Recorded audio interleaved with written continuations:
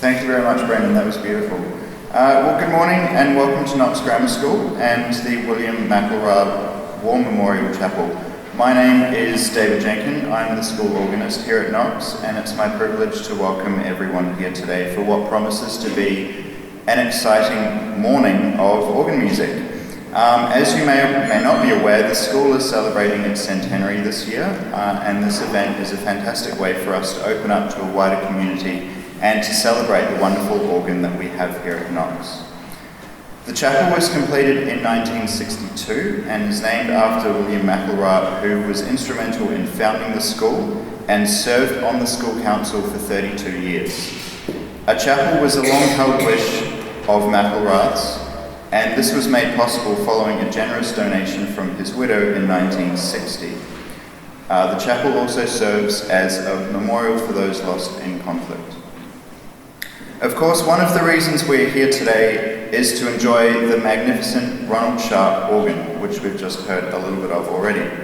Self-taught organ builder Ron Sharp was contracted by the school in 1962 to build the instrument, and it was completed and installed in 1965. This instrument is significant in that it is the first Australian-built neoclassical mechanical action organ and started a movement of renewed interest in mechanical action instruments across the country. This resurgence would allow for significant growth in the interest of Baroque and early organ repertoire across the country, as there were now instruments suitable for playing in this style. Sharp would follow this instrument by building organs for the Wollongong City Hall, Perth Concert Hall, and of course the Sydney Opera House. The most recent restoration work for this instrument was undertaken in 1994. As you can see from your programs, which have the specifications on them, the instrument today has 30 stops across 2 manuals and pedals, as well as a 32-key 5-rank cornet manual. Other features include a coupler from the Brustwerk to pedals, a tremulant for all divisions, and it also has a delightful cymbal stand operated by a pedal, which is really lovely and suited for all of those Christmas tunes that we love to play. The Brustwerk is located in a cabinet which has doors that can be opened and closed, which allow for a little bit of expression. I know that our young musicians have already had a chance to play on it this morning, and I really hope they enjoy the experience of playing on this revolutionary instrument. The second and more significant reason that we are here today is to learn and hear from Christa Rumsey. Christa studied in her birthplace of Vienna with Anton Heiler and moved to Australia in 1966. She has had a prolific performing and teaching career and would undoubtedly be one of the most influential organ teachers in Australia. In many ways, it is fitting to have Christa here this morning, as she was part of the organ revolution that took place from the late 60s. Along with David Rumsey and Sergio De Pieri, Christa was instrumental in running organ festivals in Sydney, Adelaide and Melbourne, including performances on this organ. Christa, David and Sergio sought to change the shape of the Australian organ scene and did so by opening Australian audiences up to repertoire not heard here before. Whilst not considered particularly revolutionary repertoire by European standards, it broke the somewhat ingrained Australian organ culture at the time. They also felt that it was key to foster a community of discovery, discussion, education and enjoyment, which are attributes that Christa picked up from Heiler. Masterclasses were an important component of the early festivals, and it's great that we can continue that tradition today. Christa will begin the day with an illustrated lecture on Bach's Orgelbuchlein. There will then be a short interval, after which there will be a masterclass with our 4 wonderful young organists presenting works by Buxtehude, Bach and Bruns.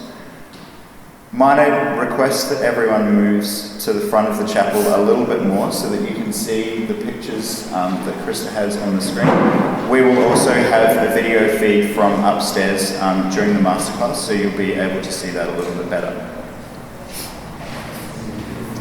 Once again, thank you very much for coming along this morning, and it's now my pleasure to hand over to Christa.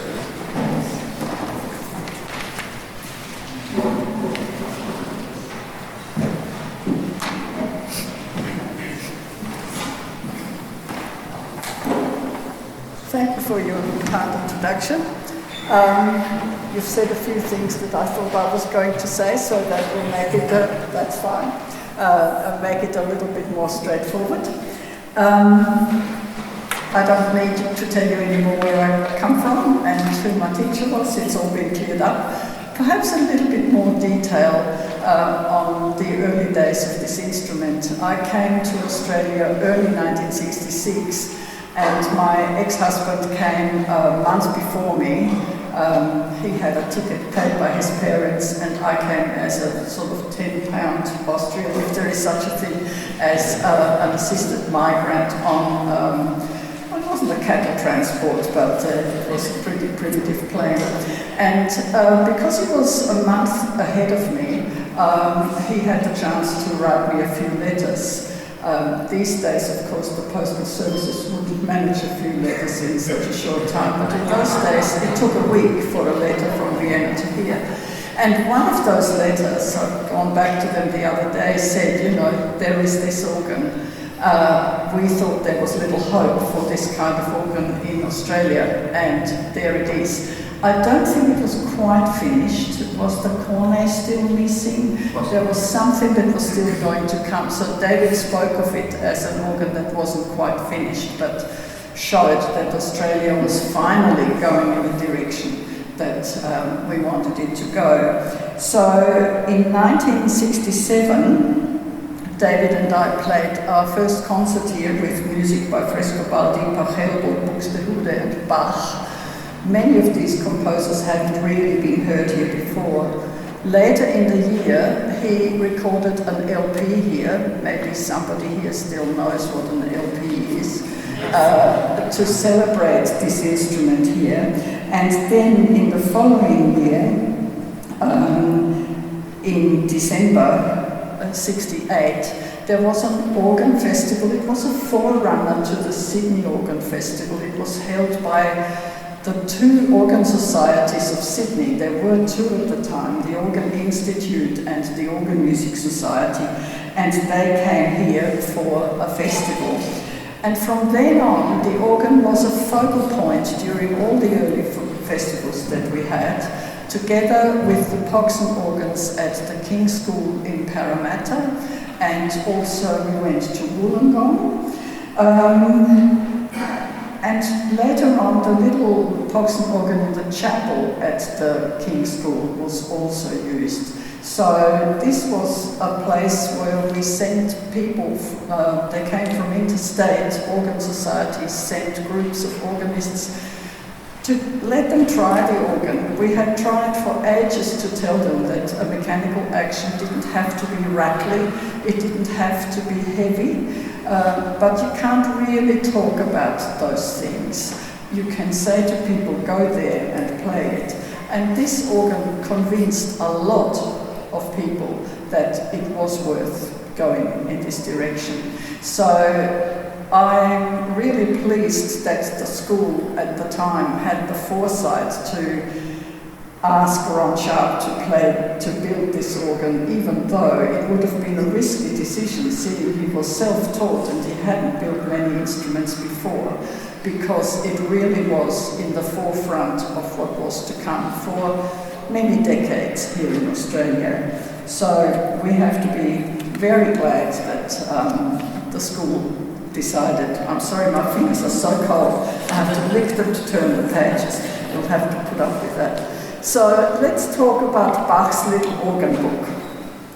The pieces from this book are a standard part of the repertoire that we give to our organ students. It's not suitable for total beginners, but the pieces are pretty straightforward as far as Bach goes. And Bach, in fact, intended the little organ book as a teaching work. We'll talk a little bit more about that later. I'm just going to give you an overall introduction, showing you some images from the autograph and playing a few examples, a couple of which you've already heard played by Brendan Rukin, because I didn't know what he was going to play, but it doesn't matter hearing them again.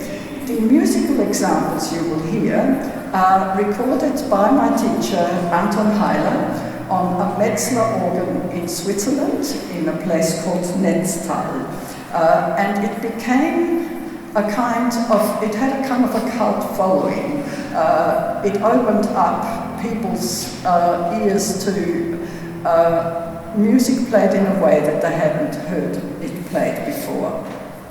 So, Orgelbüchlein literally means organ booklet or little organ book. Now, I'll try and speak up, but I have to go down from here. Anyone who's played the little organ book might, it's not all that little. And some editions are, more voluminous because they include the chorales as well. But in fact, Bach's little organ book was little. And if you want to come and have a look at this autograph edition later, I'll have it on the piano, provided you haven't been eating Vegemite sandwiches. Feel free to have a little look.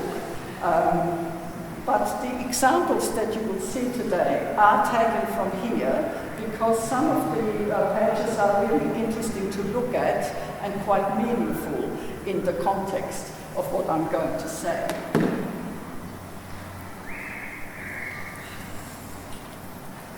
So, having covered that, let's talk about the structure of the little organ book.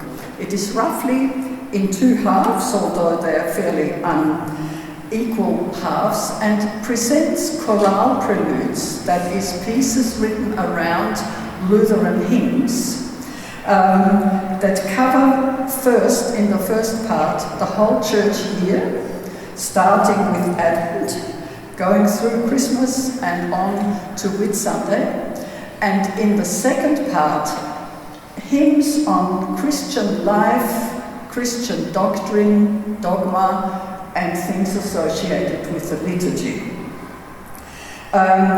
We do have, as I've told you, images from the autograph, and yes, I'll follow up there. This first image is Bach's front page, and we are going to have, this is Bach's handwriting.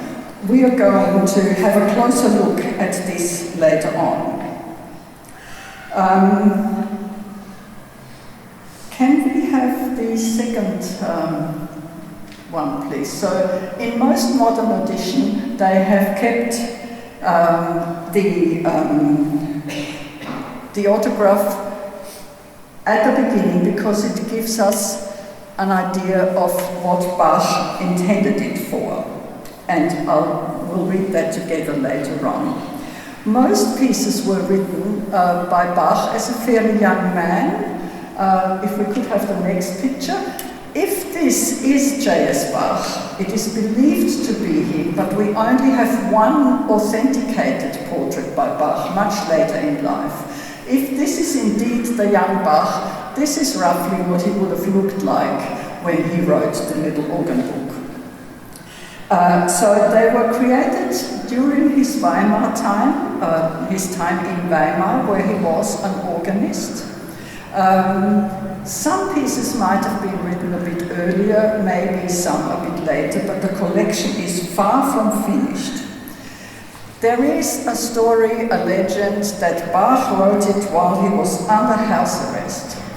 He had tried to get permission to leave his post because he wanted to apply to be court Kapellmeister in Köthen, and his employers didn't want to let him go.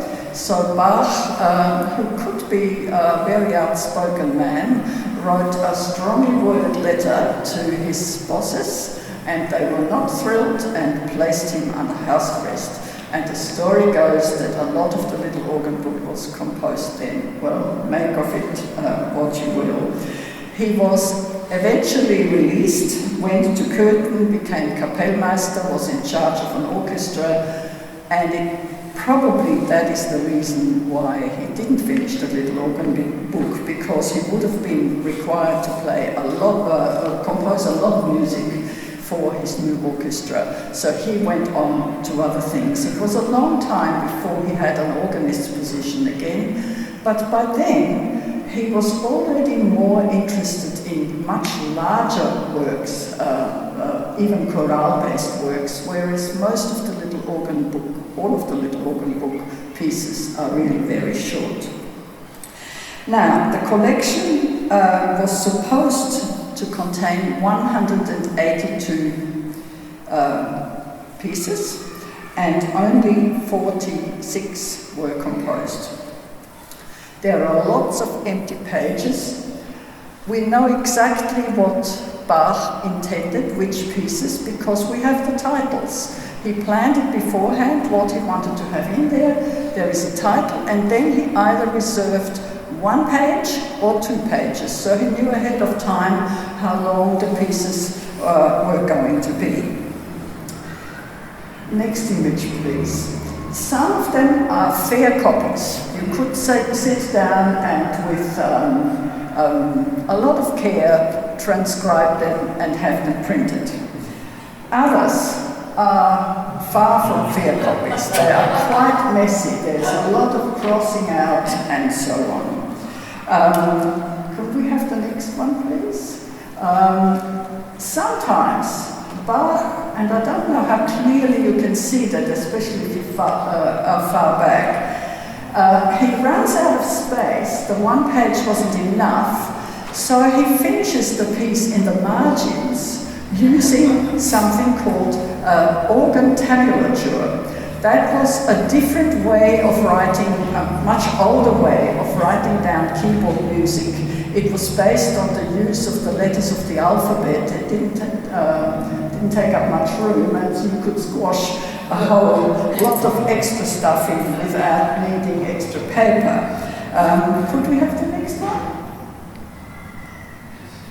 This shows you what organ tabulature looks like. So there are little signs for semiquavers and quavers and demi-semiquavers and letters of the alphabet. You can imagine how much effort goes into starting with these and coming up with the modern edition, because the people who do this have to put a lot of thought into, okay, it says C, but which C is it? Are we going up or are we going down? So that explains why, for instance, in the music of Dietrich Buxtehude, editions vary. Sometimes, you have the line going up, other times the line going down, and the player sometimes thinks, well, this is a fugal subject. They should have really known that this line goes this way and not that way. So it would have been quite a job to produce the modern copies. Let's go to the next one. Sometimes he runs out of space, but decides, because the next page is empty anyway, we might as well run over onto the next page. And then, next one. This is an interesting one, because he decided to write only the pedal line down in tabulature. And I don't know whether you noticed this, but in all of these pieces, there are not 3 staves. There are only 2. And the pedal is squashed in with what goes on in the left hand. And I think in this piece, the left hand is so busy that squashing the pedal in with it would never have worked. So this is why he used the tabulature notation for that one. Now, we have to remember that before Bach, in Middle Germany, the pedal played a very subservient role. It was a little bit like in Italy. The pedal might have doubled the bass line in the final cadence. There might have been the odd little entry, but it was very easy to put the notes for the pedal in with the left hand and just say PED underneath. But then Bach travelled to North Germany to hear Buxtehude play, and in North Germany the pedal was a different animal altogether. The pedal played solos, the pedal played a regular part, and Bach came back from this trip and things were never the same again. So here he still uses the two staves, but the music that he writes isn't really suitable for that anymore because the pedal has become so busy. Now, what is the collection there for? It may be for the day-to-day use in church. In Lutheran churches even today, the hymn singing is not introduced by just playing a verse or even just a phrase, but the organist either plays a short composition or plays an improvisation around the hymn tune while people open their books and get up and get ready to sing. So it is quite possible that they were used for that purpose, although I must say some of them are rather long. When you think of something like O Mensch bewandelt Sündegrus, if you play that before the hymn, you might find that half the congregation's dropped off to sleep. So as an introduction to hymn singing, only some of them would have been suitable. The real purpose of the collection was probably the teaching role. Let's go to the next. Oh no, this is just another one where he started a piece and then abandoned it. Let's go on further.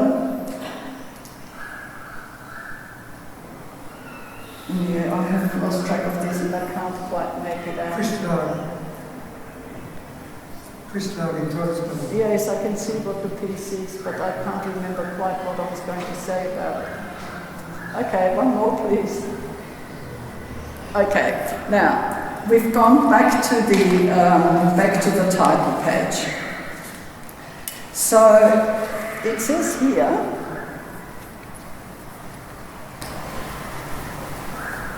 the little organ book where a beginning organist can get instruction on how to execute a chorale and also to become competent in the playing of the pedal, which is treated here in an obbligato fashion. And an obbligato part is one that has a lot to say. It's not just an accompanying part, it's almost like a little extra solo part. Because the pedal is used in this manner in all these chorale preludes. And then, typical for Bach, to the glory of the God Most High, and to my neighbour, to learn something thereby. So it's quite clear that this is a teaching work for organ playing, maybe improvisation and composition of how to write around the chorale, and how to use your feet properly in the new manner.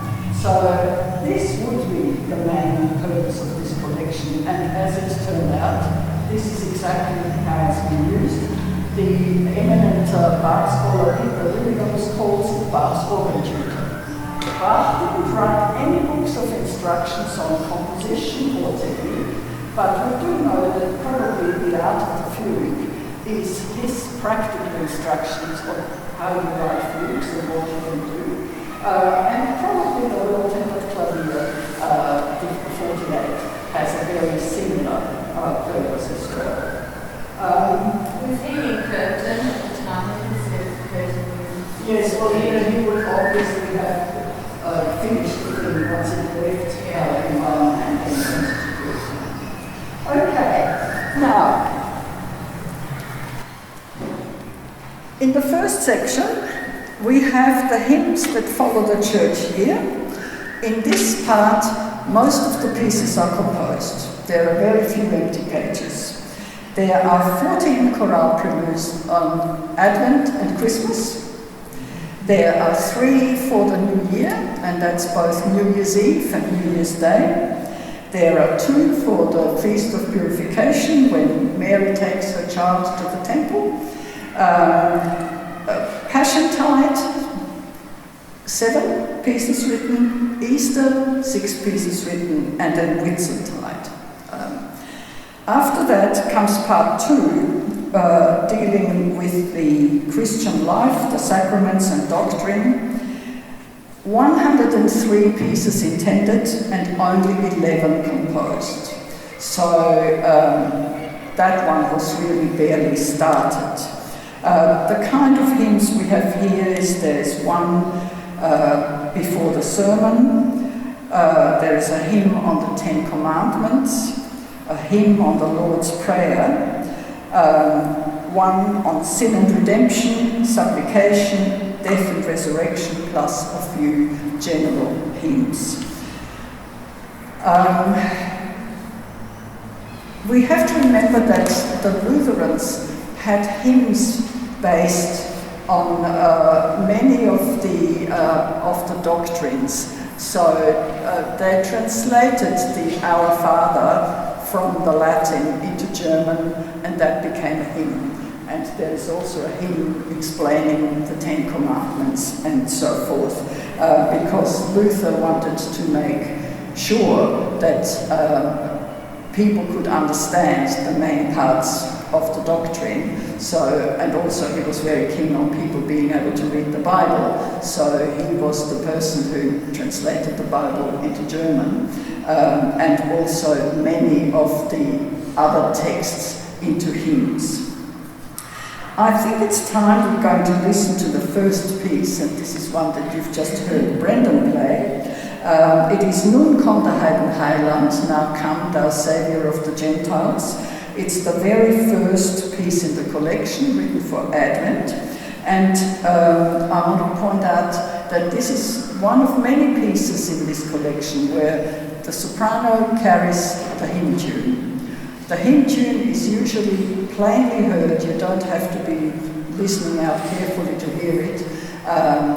It's mostly unadorned, although there are a few chorale preludes where there's a lot of ornamentation, and we usually find some symbolism as well. And if you listen to Nun komm der Heiden Heiland, you will hear that as the different parts enter, descending lines follow all the time, and this is obviously symbolic of Christ as a baby coming from heaven down to earth. So let's listen to Nun komm der Heiden Heiland.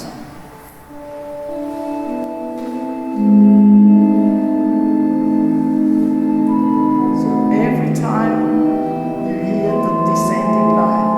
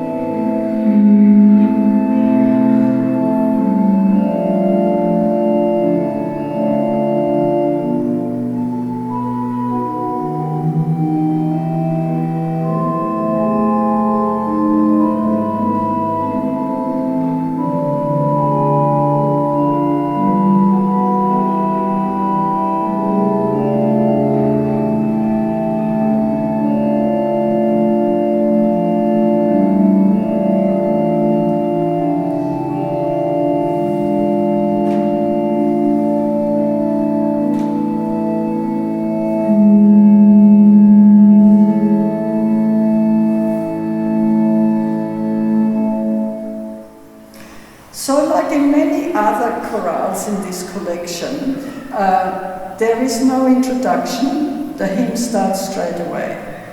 There are no interludes between the phrases of the hymn melody. Bach uses pauses over the last notes of each chorale line, and they are not to be understood as pauses or fermatas in the same sense that now, but that basically means take a breath, this is the next line that is coming. And this is shared by many of the pieces in this collection. Nearly all of the pieces here are in four parts: soprano, alto, tenor and bass.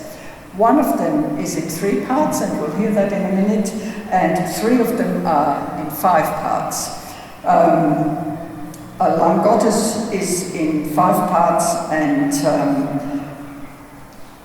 of the choral prelude Liebster Jesu, which is to be sung before the sermon, there are 2 versions. And they're also both in 5 parts. Now, I'd like to play to you Ich ruf zu dir, Herr Jesu Christ, even though you've just heard that. It doesn't hurt hearing it again. It's the one piece that is just in 3 parts, the only one in this collection. So if we could have the next one, please.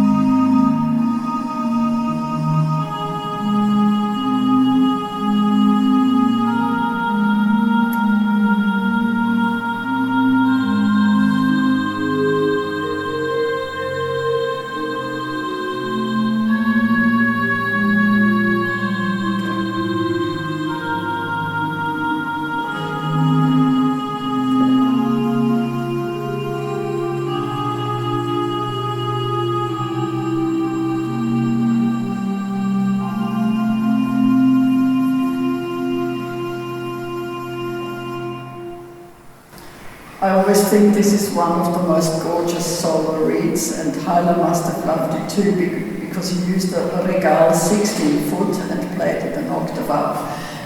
He never shied back from doing octaves down or octaves up, which meant in a trio sonata we usually playing somewhere like this, but just going an octave up for the soprano here is not a big deal. 9 of the pieces in the collection involve canons. Now, everyone here knows what a canon is. It's a round, one part starts the melody, the other one starts a little bit later. They are not always canons of the unison or the octave with Bach. We also have canons of the 5th and canon of the 4th in some of these works. The canon can involve the hymn melody itself, and it can also involve the 3 parts. Now, one piece that stands out is In Dulci Jubilo. This is a Christmas hymn, and you've got Bach's autograph here. It is a double canon for most of the way through. So you hear the chorale melody, and it forms a canon with itself. But then the other part is also a canon, up to a certain point. This piece has caused a lot of scratching of heads of musicologists, because it has all sorts of unusual things.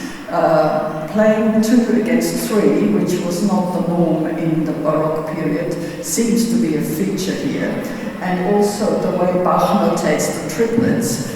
Any A&B student knows that if you break minim into triplets, you don't get triplet quavers, but you get triplet crotchets. Bach seems to have been unaware of, and he would have passed grade 4. So, obviously, the whole business of notation was not nearly as fixed as it is now, but most musicologists agree that this is a piece where we should play 2 against 3 and not equalize them out next to each other, which you would normally do. And if you do that, you can hear a bell, ding, ding, ding, ding, and of course bells at Christmas time, Zwiebelsterns at Christmas time, they go together. So the next page has the modern score that you might like to watch. And I don't know whether I've got 2 pages. Yes, I will have 2 pages of that as we go. And this is a piece that I would like to play to you. It's one of the harder pieces to play in the collection, but when you listen to it, it's just a happy Christmas sort of carol.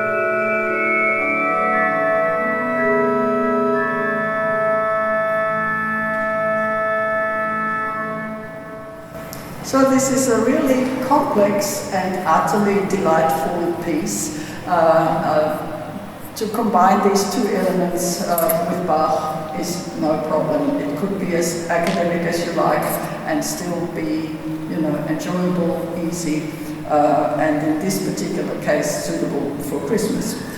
Now, apart from being based on a hymn melody, there is usually also a characteristic motif, sometimes 2, that is introduced by the parts that accompany the hymn melody. And it is often the motif that carries symbolic meanings or describes the text in some way. Sometimes musical symbolism that can be very straightforward just underlines the mood of a piece. So, chorale preludes that deal with suffering, sin, sorrow often have dissonances and chromaticism. And I often think that may well have some practical reasons as well. Most of you will know that what we call equal temperament, where every key is exactly the same as other, was not the case in Bach's time. Instrument had a tempering and tuning system where some keys were very pure and other keys sounded a bit out of tune, occasionally very out of tune. And with temperaments like that, chromaticism and going into outlandish keys with lots of sharps and flats can sound painfully out of tune. So using chromaticism to express pain and suffering probably did it better than instruments do now, where every key is a little bit out of tune so that they can all be the same. There is also evidence of this in Bach's Passions, where, you know, when the emotional content is at its most sort of heart-wrenching, we go off into four flats of sharps, and especially on wind instruments, they could sound extremely out of tune, and it would have been used on purpose. We need to have a closer look at symbolism. There has been a lot of interest in it in the last 100 years or so. Symbolism in Baroque music is not restricted to Bach. There were a lot of motifs that people at the time would have recognized for their symbolic meaning. So we are all familiar with, you know, dissonances and chromaticism showing pain, and pieces that are joyful, like the one we've just heard, have harmony based on triads with hardly any dissonances whatsoever. So they just give us a general mood or feeling. Or the most basic comparison is major is happy and minor is sad. So this is as primitive as it can get. The symbolism can express sometimes the general mood of a hymn, sometimes just point out a particular word. When we listened to Nun kommt der Heiden Heiland, it was the descending line that symbolized Christ coming down to heaven, from heaven to earth. And then there's sometimes symbolism which is both audible and also visible. If we could go to the next page, please. No. That's it. That's the one, thank you. Now, there is a hell of a lot of up and down going on here. The hymn is, Vom Himmel kam der Engel Schar. The angel has just appeared to the shepherds to tell them that the child Jesus is born, and multitudes of angels come from heaven. As you can see, they are very excited. They are not well organized. There's a great big up and down. So you just need to look at the score and you can already see what's going on. And of course, you can hear it as well. So let's hear it.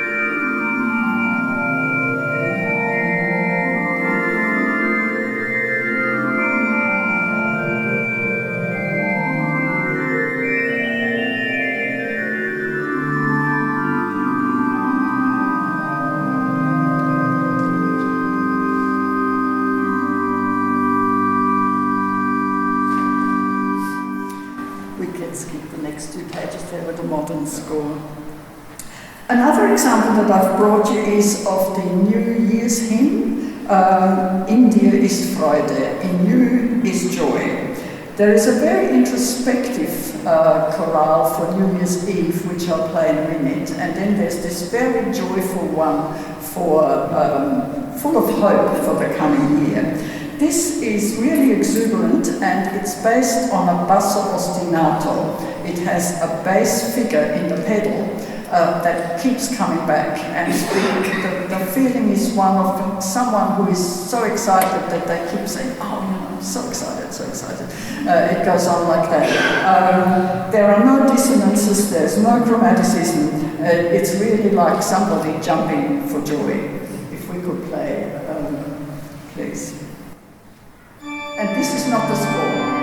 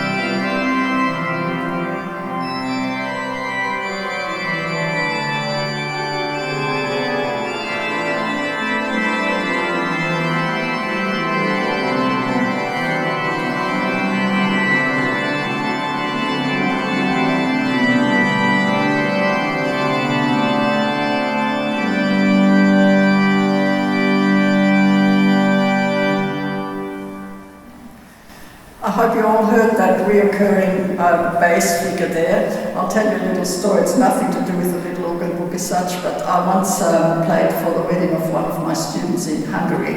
And while I was going to Vienna, Budapest is not far away, so of course I'd never played the organ before, and he wanted India East Friday for his, I think it was postlude. But there was one note that was silent, and my ostinato was ba, ba, ba, ba, ba, ba, ba, ba, ba, ba, ba. Every time that note was missing. It was quite a laugh. Now, the score that's up for the next one is one of the chorales that Bach has treated in a coloratura setting. A coloratura setting is one where the chorale is highly ornamented with both trills and ordons, but also other written out ornaments. In this particular case, the chorale notes are not easy to pick out. You need to look for them in the line because the ornamentation really takes over. Most of these pieces, and there'll be about three or four of them in this collection, are on hymns that deal with supplication. The most famous one is O Mensch, bewein deine Sünde groß, which I played for you last year, and it's a bit long for this one. But this one is, the old year has passed away, das alte Jahr vergangen ist, it's for New Year's Eve. So someone is looking back on a year that brought a lot of sorrow, and Bach uses this ornamented style for this piece. So it's a very similar piece to O Mensch bewein, but a lot shorter. Let's hear it.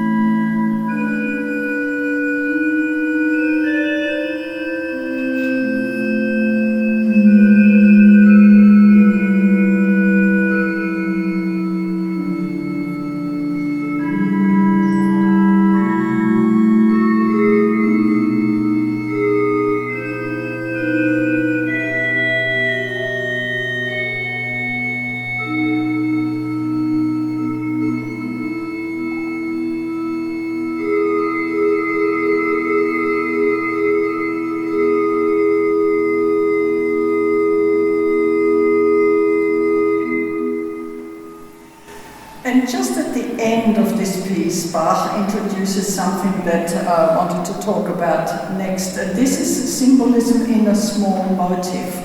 There were certain musical motifs that were known at the time to carry a particular meaning. Just before you heard taram, taram, taram, notes that were slurred together. That is the sigh motive, a deep sigh while you exhale.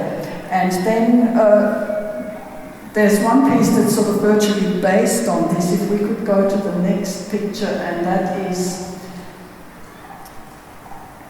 O lang Gottes, entschuldige, I have trouble seeing that. Is that O lang Gottes? Yes. No, that is got no. Well, we'll skip to that. Oh, I think I was. I don't know. It should have been next. Never mind. This particular one is Nun komm Gott, Schöpfer, Heiliger Geist. Come, God, Creator, Holy Ghost. And this carries some number symbolism. There were certain numbers which had a theological meaning. 12 was the number for the church, the 12 apostles, the 12 tribes of Israel. 3 was the number for the Trinity. 4 was the number for the world with the 4 elements. Now, when you look at this particular piece on the Holy Ghost, and you look at the bass line, it is silent, silent, play. 1, 2, 3, 1, 2, 3, 1, 2, 3. Now, we all know that in a group of 3, it's always the one that's strong and the others that are weak. Well, in the case of the Holy Ghost is the number 3 of the Trinity. So here Bach places that note on the third part of each beat. Then there is a little motive, ta-da-dum, ba-ba-ba-ba, ta-da-da-da-da. Motives with a little rhythm like that were known as joy motives. They have this bouncy quality. I'm a little bit worried that this example is out of sync with the next. I'll just tell you about the next piece to make sure that we get it right. The joy motive is very strong in the chorale prelude, Der Tag, der ist so freudenreich, the day which is so full of joy. You will hear the chorale on the top and the bouncy rhythm with the accompanying parts. Thank you.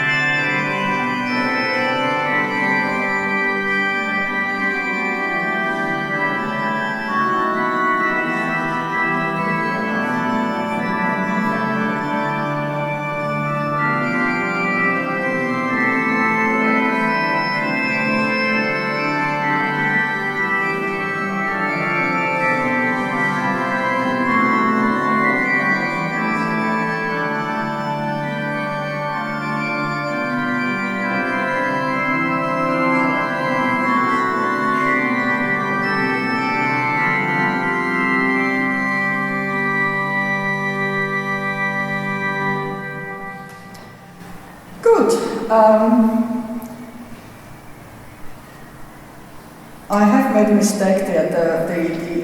There was one image that I forgot to put in. I can actually play you the short prelude on Komm Gott, Schöpfer, Heiliger Geist, which we'll do next.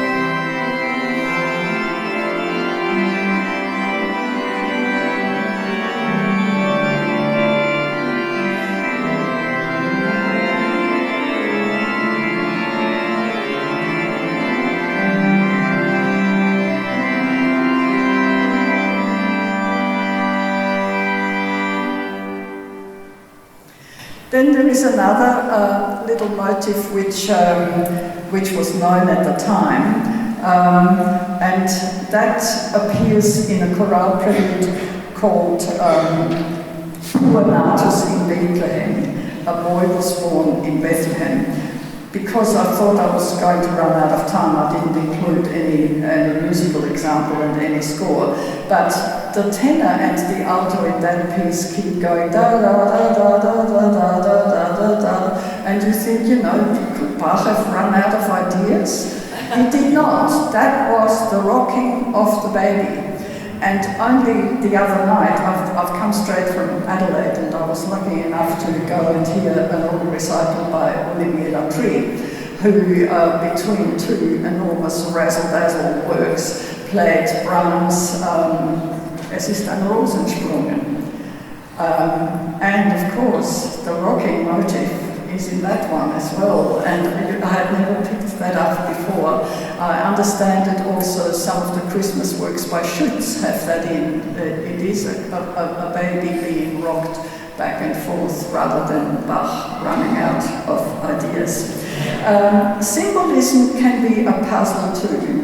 Especially for us, we are far removed from the period where people were familiar with some of these things. And this will be my last example. I'm going to play you a piece called Herr Gott, nun schleus den Himmel auf. Dear God, open up heavens for me. Now this is the Song of Simeon, which it's for the Feast of Purification. Mary brings her baby to the temple to be purified, and the old blind Simeon waits outside and knows that this baby is the Messiah. And the English words are, Lord, now lettest thou thy servant depart in peace. And when you hear this piece and you look at the score, you wonder, if there is symbolism in this, what was Bach portraying? So we might listen to this and then ruminate a bit as to what he was after.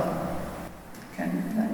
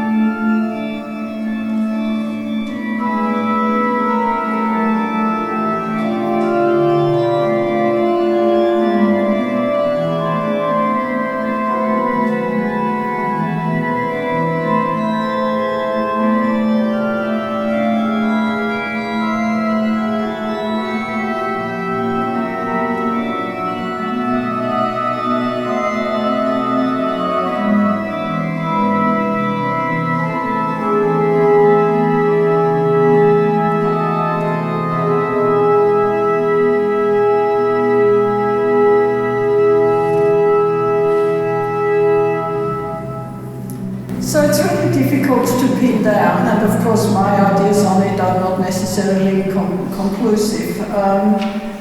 It helps to read the text of the hymn, and I've got the first verse of it here. Lord God, unlock the heavens for me, my time is coming to an end. I have completed the race, and that gladdens my soul. I have suffered enough, I have worn myself out battling on. Send me to my eternal rest. There is a peaceful feel about the piece, we can hear that. There is not a lot of chromaticism, there's a bit towards the end, so it seems that the worst of it is over. He talks about, I have completed the rest, I've completed my race, I've battled on. Maybe the unrelenting semiquavers are, the churning on of life year after year. I don't know. The octave leaps in the pedal may be significant because the octave was often seen as an interval that had to do with heaven and earth. It spans the complete difference, takes you from one area into another one. One thing that I can't make out is this is the only chorale prelude where the hymn melody has a companion. The soprano carries the melody, but side by side is another part which doesn't have a life of its own. It moves along with the chorale. I don't know, is this, asking the Good Shepherd to come with you to lead you on or something like that? But, there's no handbook on these things. We do have motives of which we know this is like the rocking motif because they were well-known things. But there is quite a bit of other stuff that is hidden, and it's up to us to try and, get to the bottom of it. So I hope very much that all those who are playing pieces from the little organ book will, have a new understanding of what they're playing, and everybody else will have a lot more respect for that little booklet than they had before. Thank you very much for coming. It was lovely to be here with you.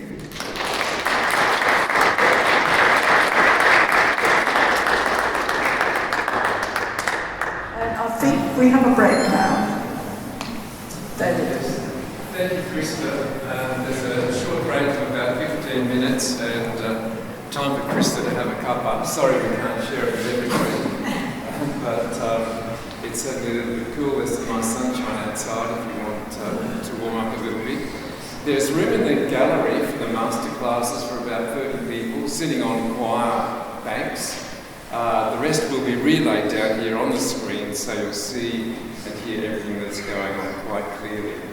But I'd also like to add my thanks to David Jenkins for organising this magnificent venue and the organ that we're going to hear more of in a few minutes. It's a coming home period for me because I was at the second organ festival with Peter Planiowski right here, my first experience of a neoclassical organ.